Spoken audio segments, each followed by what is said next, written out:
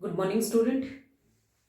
देखिए, liquid state की last class में हमने लिक्विड क्रिस्टल के बारे में पढ़ा था। अलग अलग टाइप के लिक्विड क्रिस्टल देखे थे, symmetric liquid crystal, nematic liquid crystal और कोलेस्ट्रिक लिक्विड क्रिस्टल। इन तीनों टाइप के लिक्विड क्रिस्टल की स्ट्रक्चर कैसी होती है, इनकी प्रॉपर्टीज कैसी है, इन सब के बारे में पढ़ा था। आज हम बात करेंगे इंटरमोलिकुलर फोर्सेस के बारे में, यानी अंतर अणु बलों के बारे में। तो आज का हमारा टॉपिक है intermolecular forces.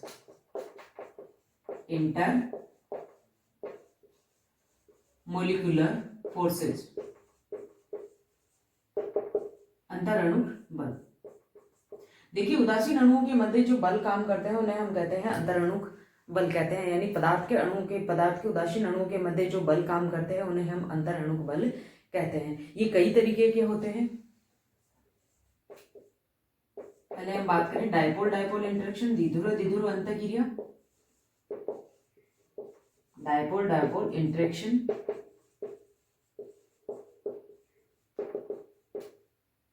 Dipole dipole interaction का क्या मतलब होता है कि किसी भी पदार्थ यदि किसी पदार्थ के में परमानेंट डायपोल मोमेंट पाया जाता है, यानी कि पदार्थ के ध्रुवीय अणुओं के मध्य जो इंटरेक्शन काम करेगा उसे हम क्या कहेंगे, डायपोल डायपोल इंटरेक्शन कहते हैं। परमानेंट डायपोल का क्या मतलब क्या होता है, या ध्रुवीय अणु का मतलब क्या होता है? ध्रुवीय अणु का मतलब ये होता है कि कई पदार्थ ऐसे होते हैं जिनके अणुओं के परमाणुओं के मध्य जो इलेक्ट्रॉनिक डिस्ट्रीब्यूशन है, जो इलेक्ट्रॉनिक वितरण है, वो असमान होता है, जिसकी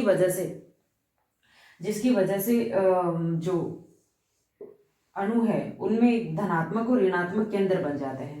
ठीक है। और ओवरऑल अणु उदासीन रहता है, लेकिन अणु के परमाणुओं के मध्य जो असमान इलेक्ट्रॉनिक वितरण है उसकी वजह से अणु में धनात्मक और ऋणात्मक केंद्र बन जाते हैं। तो इसे हम क्या कहते हैं, ध्रुवीय अणु कहते हैं।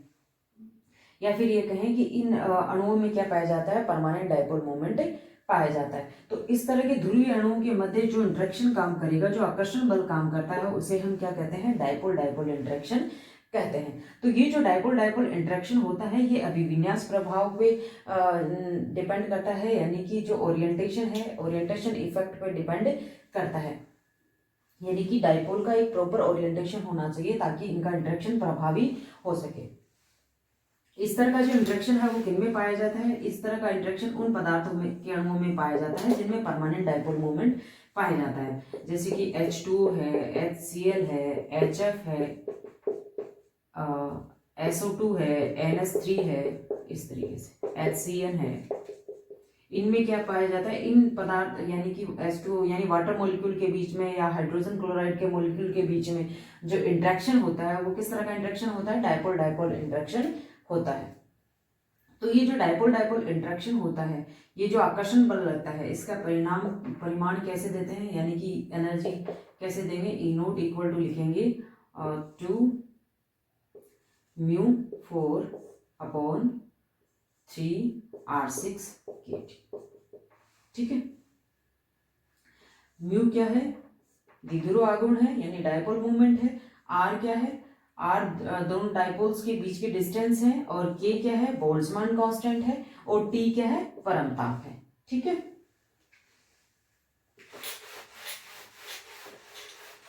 यानी डायपोल डायपोल इंटरेक्शन जो होता है वो डायपोल्स के ओरिएंटेशन पर डिपेंड करता है, उनके अभिविन्यास पर निर्भर करता है।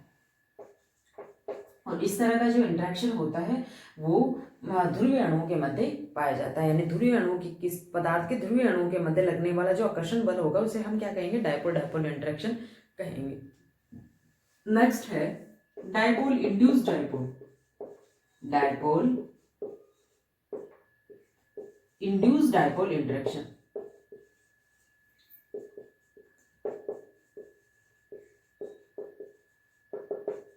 डायपोल इंड्यूस्ड डायपोल इंटरेक्शन किसे कहेंगे? देखिए, जब किसी पदार्थ के पोलर मॉलिक्यूल और किसी दूसरे पदार्थ के नॉन पोलर मॉलिक्यूल के मध्य जो इंटरेक्शन लगे हुआ है उसे हम क्या कहेंगे, डायपोल इंड्यूस्ड डायपोल इंटरेक्शन कहेंगे। यानी इसमें क्या होता है, एक पोलर मॉलिक्यूल जो होता है वो नॉन पोलर मॉलिक्यूल के कांटेक्ट में जब आता है तो ये जो पोलर मॉलिक्यूल होता है ये नॉन पोलर मॉलिक्यूल में क्या कर देता है, डायपोल इंड्यूस्ड कर देता है, या फिर ये कहें कि ध्रुवणता उत्पन्न कर देता है इस तरीके से।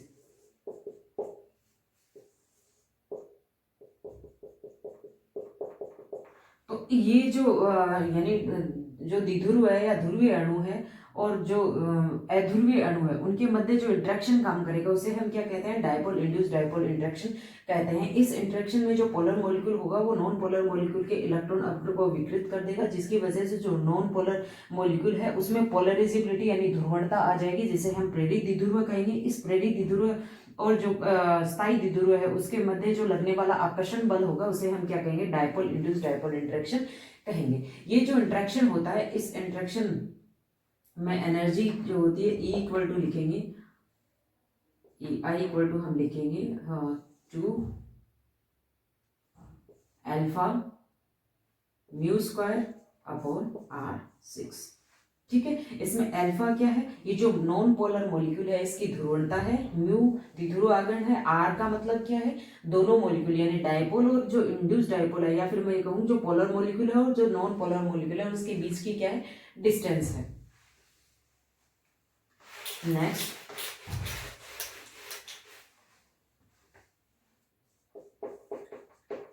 इंड्यूस डायपोल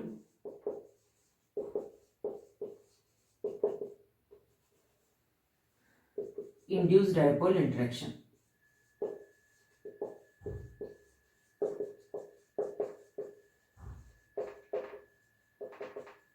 प्रेरित द्विध्रुव अंतःक्रिया। देखिए जो नॉन पोलर मॉलिक्यूल होते हैं यानी कि होमोडायटोमिक गैसेज है, H2 है, N2 है, O2 है, इसी तरह से अक्रिय गैसेज हैं, इन गैसों के जो अणु है वो नॉन पोलर होते हैं। इन नॉन पोलर मॉलिक्यूल्स के मध्य जो इंटरेक्शन होता है उसे हम क्या कहते हैं, इंड्यूस डायपोल इंटरेक्शन कहते हैं। इन जो इंटरेक्शन की या फिर कहें कि इन इस तरह की जो फोर्सेज हैं इनकी खोज लंदन नामक साइंटिस्ट ने की थी। उन्होंने क्या बताया, उन्होंने कहा कि कोई भी मॉलिक्यूल जो होता है उसके निम्न स्तर में यानी ग्राउंड स्टेट में उसके पास कुछ ना कुछ एनर्जी होती है, उस एनर्जी को हम 0 पॉइंट एनर्जी कहते हैं। इस एनर्जी की वजह से ये जो नॉन पोलर मॉलिक्यूल होते हैं, ये नॉन पोलर मॉलिक्यूल इस एनर्जी की वजह से क्या होगा कि इनका जो इलेक्ट्रॉनिक विन्यास होगा तो ये एक क्षण के लिए क्या हो जाता है, नाभिक और जो इलेक्ट्रॉनिक अरेंजमेंट जो होता है वो इस तरह से व्यवस्थित हो जाता है कि इसमें पोलरिबिलिटी ध्रुवणता क्रिएट हो जाती है इस तरीके से। तो इसे हम क्या कहते हैं, प्रेरित द्विध्रुव कहते हैं।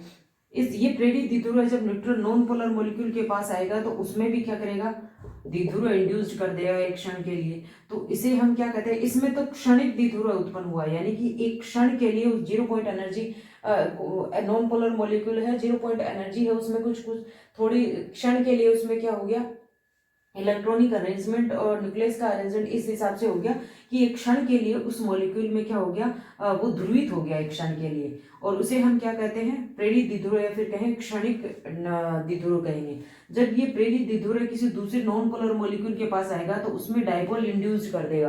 तो ये जो इंटरेक्शन लगेगा इन दोनों मॉलिक्यूल्स के बीच में उसे हम क्या कहते हैं, इंड्यूस डायपोल इंटरेक्शन या लंदन फोर्सेस कहते हैं। इसका मान कितना होता है, Ed इक्वल टू हम लिखते हैं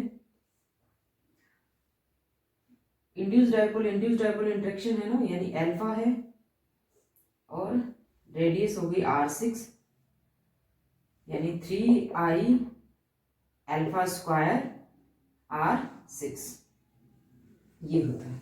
I का मतलब क्या है, आयोनाइजेशन एनर्जी है। R का मतलब क्या है, ये जो नॉन पोलर मॉलिक्यूल है इनकी ध्रुवणता को रिप्रेजेंट करता है। और ये जो अल्फा जो है, और R का मतलब क्या है, ये दोनों मॉलिक्यूल जो है इनके बीच का डिस्टेंस है, यानी I 3I alpha square upon R6 upon 4R6 होता है। नेक्स्ट है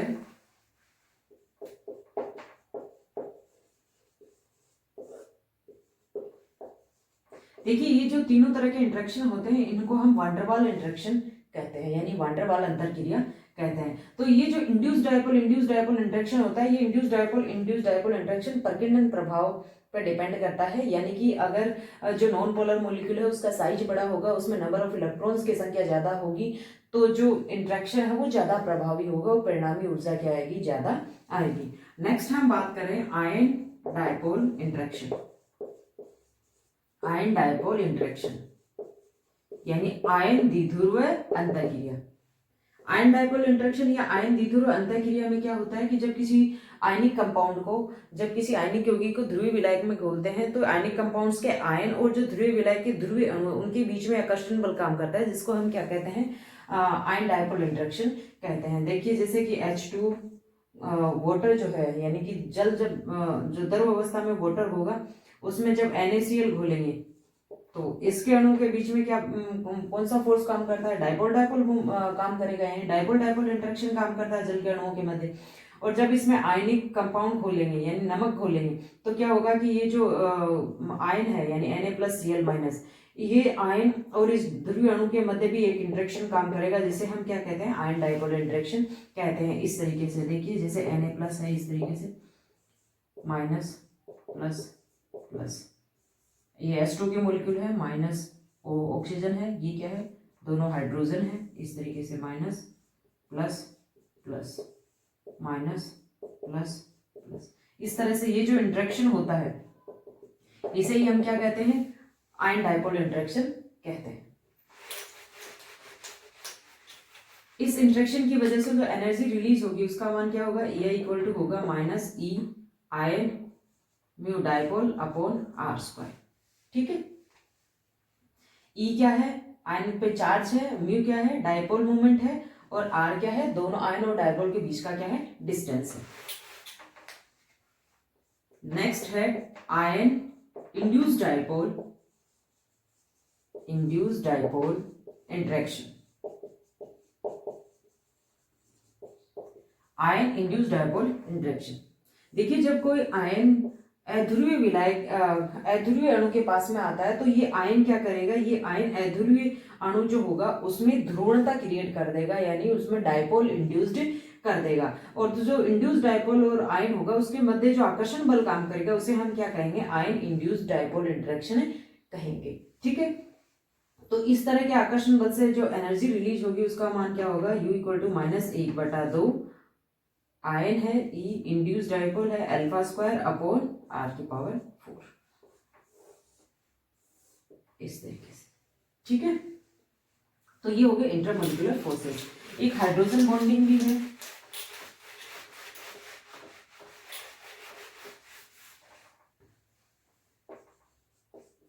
हाइड्रोजन बॉन्डिंग।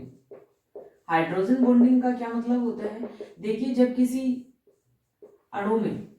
अणु में हाइड्रोजन परमाणु जो होता है वो अधिक विद्युत ऋणात्मक तत्व जैसे ऑक्सीजन, नाइट्रोजन, फ्लोरीन, क्लोरीन से सहसंयोजक बंध द्वारा जुड़ा हुआ होता है, तो हाँ, जो असमान इलेक्ट्रॉनिक वितरण की वजह से, क्योंकि जो अधिक विद्युत ऋणात्मक तत्व होगा वो बंध के इलेक्ट्रॉनों को अपनी तरफ आकर्षित कर लेता है, जिसकी वजह से जो असमान इलेक्ट्रॉनिक वितरण होगा उस वजह से जो विद्युत ऋणात्मक तत्व है उसमें नेगेटिव चार्ज आ जाएगा, पार्शियली नेगेटिव चार्ज आ जाएगा, और जो हाइड्रोजन है एटम है उस पर पार्शियली पॉजिटिव चार्ज आ जाएगा। तो इस वजह से जब ये हाइड्रोजन एटम अदर विद्युत ऋणात्मक तत्व के कांटेक्ट में आएगा तो एक अट्रैक्शन फील करेगा, जिसे हम क्या कहते हैं, हाइड्रोजन बॉन्डिंग कहते हैं। तो हाइड्रोजन बॉन्डिंग का क्या मतलब हुआ, हाइड्रोजन बॉन्डिंग का मतलब ये हुआ कि जब किसी अणु में हाइड्रोजन परमाणु अधिक विद्युत ऋणात्मक तत्व जैसे ऑक्सीजन, नाइट्रोजन, फ्लोरीन, क्लोरीन से जुड़ा हुआ हो, तो जब ये हाइड्रोजन परमाणु अदर विद्युत ऋणात्मक तत्व के कांटेक्ट में आता है तो एक अट्रैक्शन फोर्स लगता है, जिसे हम क्या कहते हैं, हाइड्रोजन बॉन्डिंग कहते हैं। हाइड्रोजन बॉन्डिंग दो तरीके की होती है, एक हम पढ़ते हैं intermolecular hydrogen bonding, intermolecular hydrogen bonding, और एक हम पढ़ते हैं intramolecular hydrogen bonding, intramolecular hydrogen bonding. Intermolecular hydrogen bonding यानी कि अंतर अणुक हाइड्रोजन बंध किसे कहेंगे, अंतर अणुक हाइड्रोजन बंध का मतलब है कि जब दो अलग अलग अणुओं के मध्य हाइड्रोजन बॉन्डिंग हो रही हो तो उसे अंतर अणुक हाइड्रोजन बॉन्डिंग कहेंगे। जैसे H2O का एक मोलिक्यूल है, दूसरे H2O मोलिक्यूल के बीच में हाइड्रोजन बॉन्डिंग है, बर्फ की बात करें तो H2O और H2O मोलिक्यूल के मध्य जो इंट्रैक्शन लगता है वो क्या होता है, इंटरमोलिकुलर हाइड्रोजन बॉन्डिंग होता है। इंट्रामोलिकुलर हाइड्रोजन बॉन्डिंग का क्या मतलब हुआ, अंतर अणुक हाइड्रोजन बंध का क्या मतलब हुआ, अंतर अणुक हाइड्रोजन बंध का मतलब होता है कि एक ही मॉलिक्यूल के अंदर जब हाइड्रोजन बॉन्डिंग हो रही है तो उसे हम क्या कहेंगे, इंट्रामोलिकुलर हाइड्रोजन बॉन्डिंग कहेंगे। ठीक है, जैसे सैलिसिलिक हाइड्रोजन। ये आपके हुए इंटरमोलिकुलर फोर्सेस। आज के लिए इतना ही, बाकी नेक्स्ट क्लास है। Thank you.